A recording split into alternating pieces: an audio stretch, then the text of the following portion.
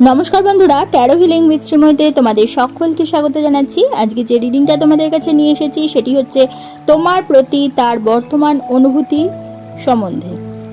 তোমরা যাকেই ভালোবাসো না কেন বা যার সম্বন্ধেই জানতে চাইছো না কেন যে তার বর্তমান অ্যাট প্রেজেন্ট বা কারেন্ট অনুভূতি কী, তাহলে তোমরা মনে মনে এই প্রশ্নটা করতে থাকো এবং আমার রিডিংটা দেখতে থাকো। এখানে আমি কার্ডগুলোকে ভালো করে সাফলিং করছি, এরপরে আমি স্প্রেড করব, তারপরে আমি এখান থেকে একটা কার্ড কিন্তু মনে মনে তোমরা কিন্তু ভাবতে থাকো প্রশ্নটা সম্বন্ধে।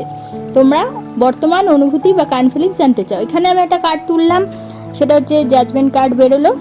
এই কার্ডটা সাধারণত বোঝায় জাগরণ, উপলব্ধি, অতীতের বিচার বিশ্লেষণ এবং দ্বিতীয় সুযোগ।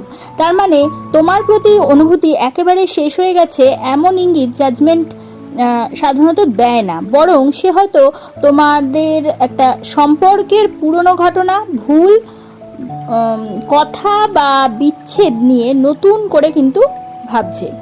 তার মনে এমন প্রশ্ন আসতে পারে, আমি কি ঠিক করেছিলাম? এই সম্পর্কটাকে কি আরেকটা সুযোগ দেওয়া উচিত? আমি কি তাকে এখনো ভালোবাসি? আমাদের মধ্যে যা ঘটেছে সেটা কি ঠিকভাবে শেষ হয়েছিল?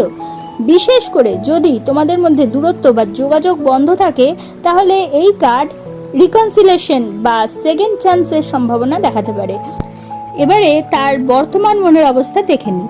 জাজমেন্ট বলছে তার মধ্যে তোমার ব্যাপারে একটি গভীর রিয়েলাইজেশন তৈরি হচ্ছে। বাইরে থেকে সে চুপ থাকতে পারে, কিন্তু ভেতরে ভেতরে সম্পর্কটাকে পুনর্মূল্যায়ন করছে। সে হয়তো নিজের কিছু ভুল বুঝতে পারছে, অথবা তোমার গুরুত্ব নতুন করে উপলব্ধি করছে।